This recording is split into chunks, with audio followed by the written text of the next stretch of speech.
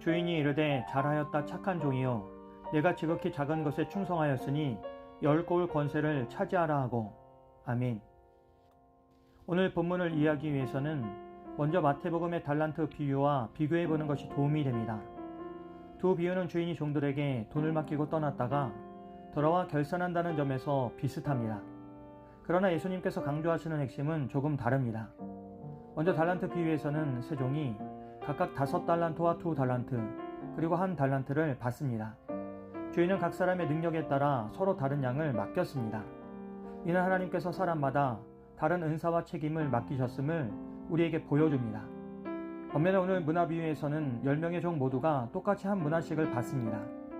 예수님은 모든 종에게 동일한 것을 맡기심으로 누가 더 많이 받았는가 보다 맡겨진 사명에 얼마나 충성했는가를 강조하십니다. 그렇게 하나님께서는 사람의 능력을 비교하지 않으시고 모든 제자에게 맡기신 사명을 얼마나 그들이 신실하게 감당했는지를 보십니다. 예수님께서 말씀하신 문화 비유는 이렇습니다.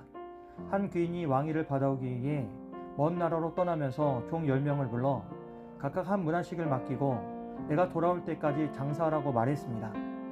여기서 장사라는 것은 단순히 돈을 불리라는 뜻이 아니었습니다. 귀인이 맡긴 것을 가지고 그의 뜻을 이루기 위해 충성스럽게 일하라는 의미였습니다.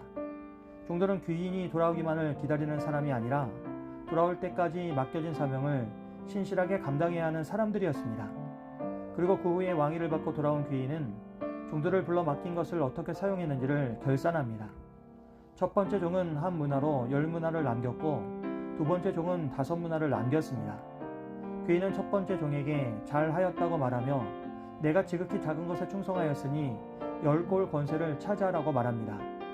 또 5문화를 남긴 종에게도 5고울을 맡깁니다. 그렇게 하나님은 맡겨진 작은 일에 충성한 사람에게 더 큰 사명을 맡기십니다. 그러나 한 종은 맡은 문화를 수건에 쌓아 두었다가 그대로 가져왔습니다.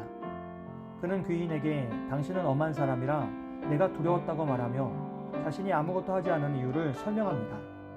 그는 귀인을 엄하고 두려운 분으로만 생각했기에 맡겨진 것을 잃지 않는 데만 관심을 두었습니다. 그의 문제는 능력이 부족했던 것이 아니라 귀인을 바르게 알지 못했고 신뢰하지 않았다는 데 있었습니다. 귀인을 사랑하고 신뢰했다면 그는 맡겨진 것을 기쁘게 사용했을 것입니다.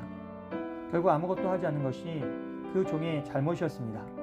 귀인은 그 종이 한 문화를 거두어 10문화 가진 종에게 주라고 말합니다. 사람들은 이미 많이 가진 사람에게 왜 더 주냐고 묻지만 무릇 있는 자는 받겠고 없는 자는 그 있는 것도 빼앗길 것이라고 말합니다. 하나님께서 기뻐하시는 것은 많이 가진 사람이 아니라 맡겨진 것을 믿음으로 사용하는 사람입니다. 은혜나 사명 모두 사용할수록 더욱 풍성해질 수 있지만 사용하지 않으면 결국 잃어버리게 됩니다. 그런데 이 문화 비유에는 종들만 등장하는 것이 아니었습니다. 귀인이 왕이 되는 것을 끝까지 거부하는 사람들도 있었습니다.